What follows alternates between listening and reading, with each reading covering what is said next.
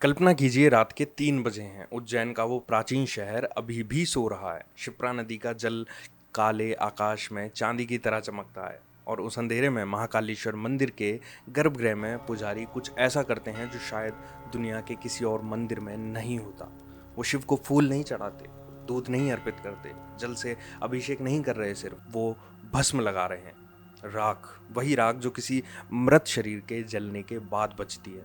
और ये भस्म आरती, ये रहस्य हजारों साल से हर सुबह होता आ रहा है। ये सुनकर आपको भी आश्चर्य होगा कि जब सारी दुनिया अपने देवताओं को शुद्ध जल से स्नान कराती है, महाकाल को राख से पहचान दिलाई जाती है। आज हम महाकाल को 4 अलग अलग नजरियों से देखेंगे। उस शहर की कहानी में जो हजारों साल तक समय मापता रहा, उस पौराणिक कथा में जब शिव को एक ऐसा रूप धारण करना पड़ा जो ब्रह्मांड से पहले कभी नहीं था, उस अग्नि के रहस्य में जो महाकाल और मृत्यु को एक धागे में बांधती है, और उस दार्शनिक सत्य में जो काल के भय को मोक्ष में बदल देता है। उज्जैन, आज हम इसे एक तीर्थ स्थल के रूप में जानते हैं, पर 1000 साल पहले ये शहर कुछ और भी था।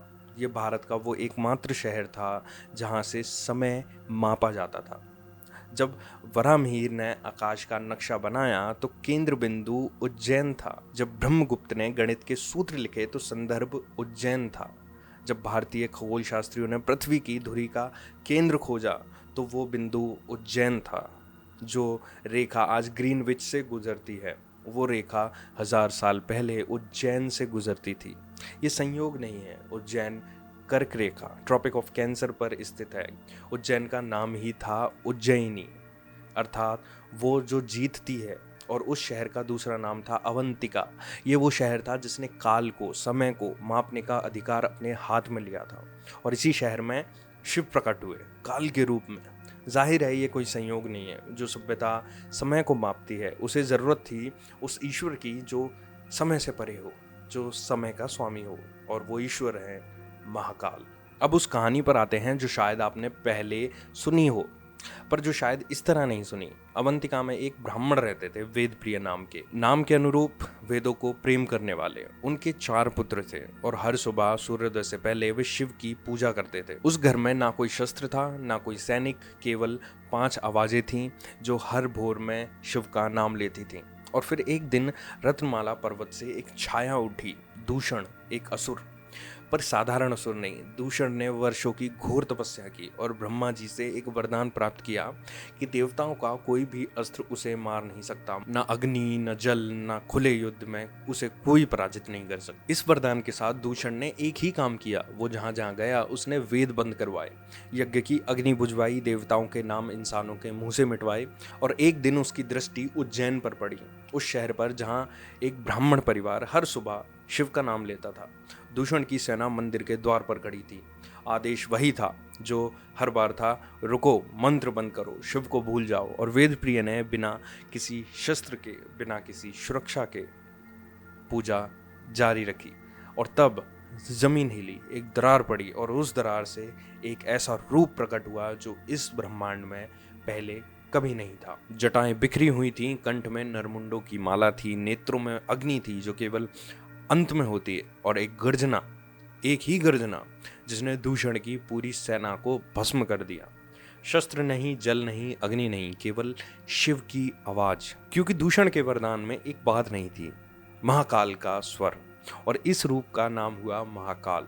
महाकाल यानी महान काल। अब उस सवाल पर वापस आते हैं जो हमने शुरुआत में पूछा था, भस्म क्यों? हर मंदिर में देवता को स्नान कराया जाता है, शुद्ध जल से, गंगा जल से, दूध से, पर महाकाल को सबसे पहले राख चढ़ाई जाती है। इसे समझने के लिए पहले अग्नि को समझना होगा। ऋग्वेद में अग्नि देवताओं के दूत है। यज्ञ में जो अर्पित किया जाता है, अग्नि उसे देवताओं तक पहुंचाती है। अग्नि शुद्धि करता है, रक्षक है, परिवर्तन करता है। जो भी अग्नि में जाता है वो अपना पुराना रूप खो देता है और नया रूप पाता है। पर भस्म, भस्म वो है जब सब कुछ जल जाता है तब वो बचती है। और सोचिए, मानव शरीर क्या है? ये शरीर जिसे हम इतना सहेजते हैं, जिसके लिए इतना संघर्ष करते हैं, जिसे हम अपना समझते हैं, एक दिन अग्नि में जाती है और बचती है राख। महाकाल हर सुबह उस राख से अभिषेक होते हैं, इसलिए नहीं कि वो अपवित्र है, बल्कि इसलिए कि ये राख उनकी पहचान है। महाकाल काल है, समय है, अंत है। वो यम को देखते हुए दक्षिण दिशा में बैठते हैं, मृत्यु की दिशा में, क्योंकि वो मृत्यु से डरते नहीं, वो मृत्यु के भी स्वामी हैं। और जब पुजारी भोर में जलती चिता की राख उठाकर महाकाल का अभिषेक करते हैं तो वो एक संदेश देते हैं, हे महाकाल, हम जानते हैं कि हम नश्वर हैं, हम जानते हैं कि ये देह राख बनेगी, और फिर भी हम आपके सामने आए क्योंकि आप काल से परे हैं। ये अनुष्ठान श्रद्धा का सबसे साहसी रूप है, मृत्यु को स्वीकार करके उसके स्वामी की पूजा करना। 12 ज्योतिर्लिंगों में से 11 पूर्व दिशा में है, सूर्योदय की दिशा, आरंभ की दिशा, जीवन की दिशा, पर महाकालेश्वर दक्षिण की ओर, दक्षिण यानी यम की दिशा, मृत्यु की दिशा। लेकिन क्यों? क्योंकि महाकाल जीवन के देवता नहीं है, वो काल के देवता है, और काल हमें अंत की ओर ले जाता है। इस तथ्य में एक गहरी बात छुपी है। यम यानी मृत्यु के देवता, वो स्वयं शिव के अधीन है। महाभारत में एक प्रसंग है जब यम को भी महाकाल के सामने झुकना पड़ा।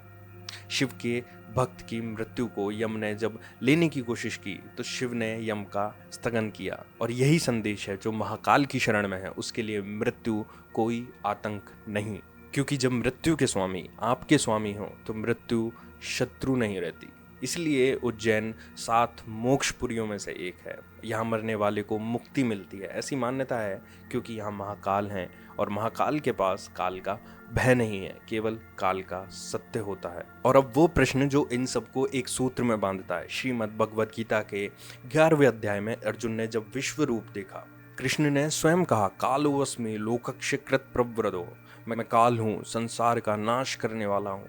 और ये भयानक देख के अर्जुन कांप उठे।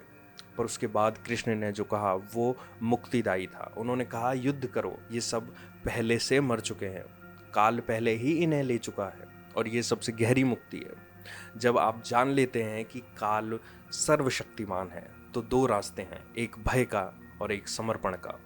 महाकाल की पूजा भय नहीं है, वो समर्पण है।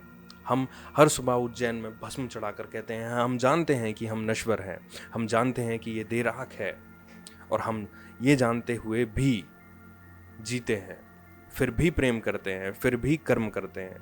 यही वो दृष्टिकोण है जो हमें काल के भय से मुक्त करता है। महाकाल को मानना मृत्यु को स्वीकार करना है, और मृत्यु को स्वीकार करना सबसे पूर्ण तरीका है जीने का और मृत्यु से विजय पाने का।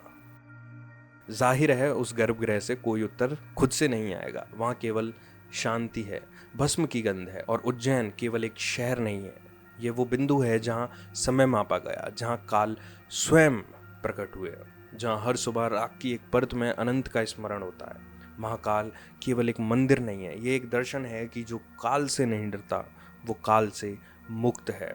अगली बार जब कोई आपसे पूछे महाकाल कौन है, तो बस इतना कहिए, वो ईश्वर जो मृत्यु का भी अंत है। इस वीडियो को लाइक करें, अपने दोस्तों को, परिवार वालों को शेयर करना ना भूलें, और हमें कमेंट्स में बताएं क्या आप कभी महाकालेश्वर गए हैं, भस्म आरती देखी है, क्या आपने महसूस किया, और अगर आप अभी तक नहीं गए तो आप कब जाना चाहेंगे। नमस्कार।